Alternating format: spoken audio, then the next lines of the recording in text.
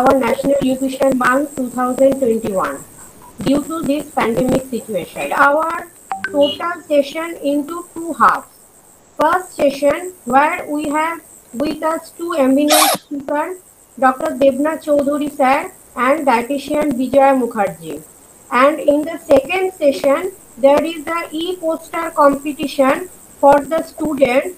So all students are requested to please keep patience and stay with us. Our sir, Dr. Devna Choudhury, please enrich us with your valuable speech. Over to you, sir.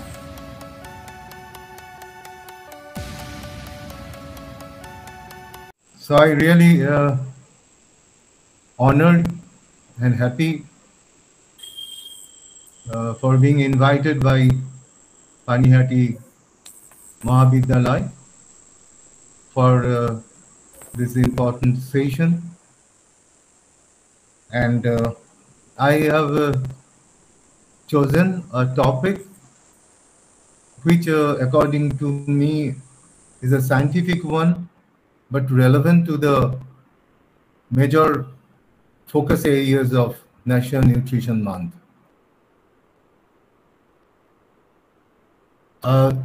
Most internal systems are well developed, but the lungs may still be immature.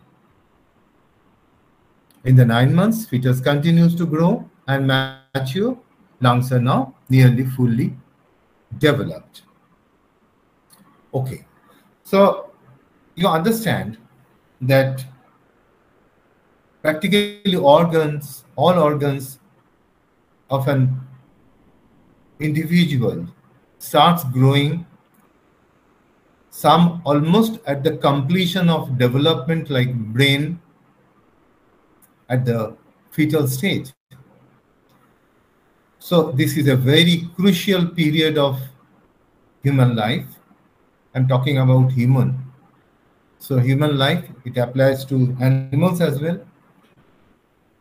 And during this period, any kind of undernourishment may have a huge effect afterwards.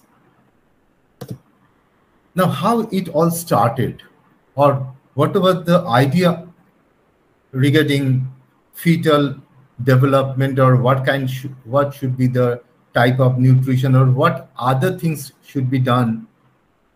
There are a lot of wrong ideas earlier in late 50s or maybe even the 60s. In late 1950s, epidemiologists believed that a fetus was a perfect parasite. It's a parasite that was afforded protection from nutritional damage that might be inflicted on the mother. That was the idea. Okay. And placenta regarded as the perfect filter. So it's actually protecting the fetus from harmful substances in the mother's body and letting through helpful ones. Yes, of course, placenta is the important filter. Sometimes whenever I speak on this, or first 1,000 days, etc.,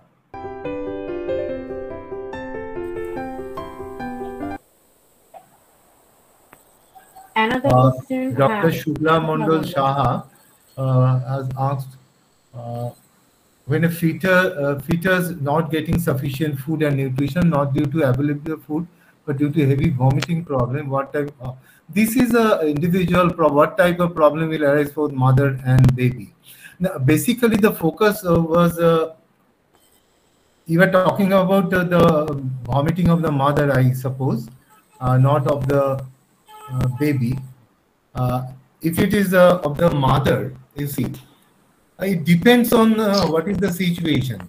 Now, mother always try to protect the child. I'm just giving one example. So far the bone growth is concerned, if there's a deficiency, you all know that during pregnancy, the recommended dietary allowance for the mother is quite high of calcium. But if the mother does not get that amount of calcium, what will happen?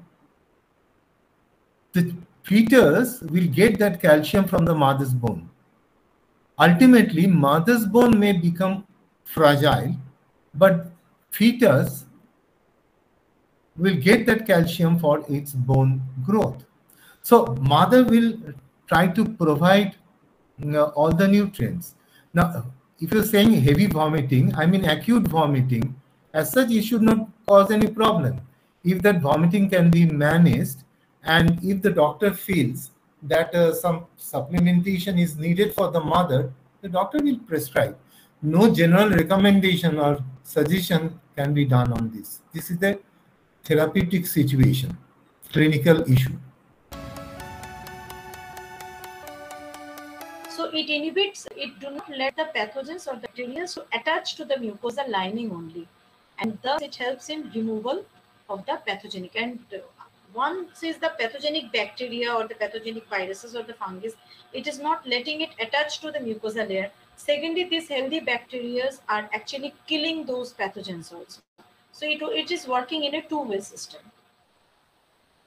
So if I talk about the action of probiotics into the gut health especially, so it reduces the inflammation. Then it prevents diarrhea, it eliminates the IBS, it relieves constipation. So there is one question from Shomita. Prebiotic supplements which we get in market, is it good for health? See, before going into the supplements, the prebiotics are anyways present in your food, day-to-day life. When the question of supplements come, when somebody is affected, like immune compromised, okay, but when the person is already having prebiotic supplements every day into their day-to-day life, for example, the onion is there, oats are there, nuts are there, legumes are there, we eat in our meal, and thus anyways we are getting the prebiotics. So for the normal people, it is not exactly necessary to go for the prebiotic supplements unless if the patient is suffering from the IBS problem, then they have to add up psyllium into their diet separately, apart from what they are eating. And person with different immune compromised patients, they also do need to add up the nutrients separately into their diet. I mean the prebiotics separately into their diet. Otherwise, for the other individuals to have a good healthy gut, if you every day can have oats, banana curd smoothie, you will you're going to feel the difference very soon. Within a week, you will start feeling the difference, that how you have been used to and how you are now.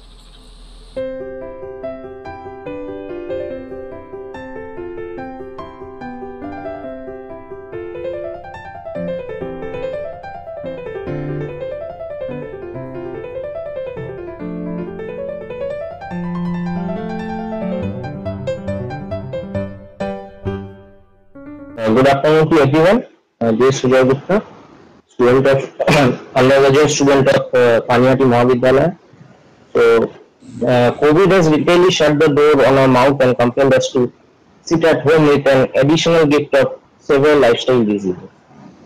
A common question asked by all is, how do we fight it? The solution is simple, 4 words: walk. So, sitting or lying down for 2 long hours increases risk. First of all, very good afternoon to all of my respected teachers and everyone. I am Trisha Dash, undergraduate student of Paniyati Mahavidyalaya. Today, I have selected a very recent and relevant topic for converging towards a healthy working life, that is work from home lifestyle.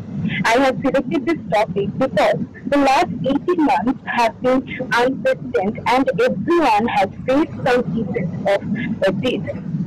In this lifestyle, we are already seeing many flaws like unhealthy diet, work stress, insomnia, loss of energy, which will gradually make us physically very weak. Thank you, respected ma'am, for giving me the chance to present my e-poster. My poster title is Renovate Your Lifestyle to Live a Healthy and Fit Life Every Day. So healthy lifestyle is the necessary thing in our life. If we lead a healthy lifestyle, we can change our health in a good way. But in this present situation, we live a very sedentary lifestyle. Most of the teenagers, adults are now just sit in their beds watching TV, movies, etc. So I want to say there was an increase in the obesity peoples, and there are many people who are affected with heart disease, stress disorder, PCOD, etc. So I mean healthy and fit. First, we should not skip our breakfast. There is many people that think we should skip that thing, but this is our fuel. And they who are skip this tired very easily and could not work for too long. That all participants are very good. Their poster and presentation were very good. Now we have come to the end of the webinar. So it is time to give formal vote of thanks, and for this I request Shoumika to please continue. Thank you, Shwetaji. Am I audible? Yes, you are audible. Thank you, Shwetaji, for giving me this opportunity to deliver the formal vote of thanks. On behalf of Department of Food and Nutrition of Paniyati Mahavidyalaya, I, Shoumika Dash, Faculty of Food and Nutrition Department and Joint Coordinator of this event, like to thank to our respected Principal Madam, Dr. Mufti Ganguly, for their immense support and encouragement. I am immensely thankful to Mrs. Swati Rai Chaudhary, Head of the Food and Nutrition Department and Coordinator of this event, for their constant support and for conducting the event successfully. I would express my gratitude to the honorable speakers, Dr. Devnath Chaudhary and Mrs. Vijaya Mukherjee, for giving their valuable time and sharing their expertise with us. I am sure your speech has enlightened all the participants. I would also thank again Mrs. Vijaya Mukherjee, owner of Alpi Diet Clinic, for supporting us and for helping us to conduct the e-poster competition successfully. I would also like to thank Professor Devashish Sarkar, Faculty of Political Science of our college, for streaming this event in YouTube. Last but not the least, I would appreciate and thank all the participants for your keen interest in the topic and your attention throughout the session that helped to make this event successful. And again, I would also thank and congratulate to all the participants who presented their e-poster in the virtual platform very well. Thank you.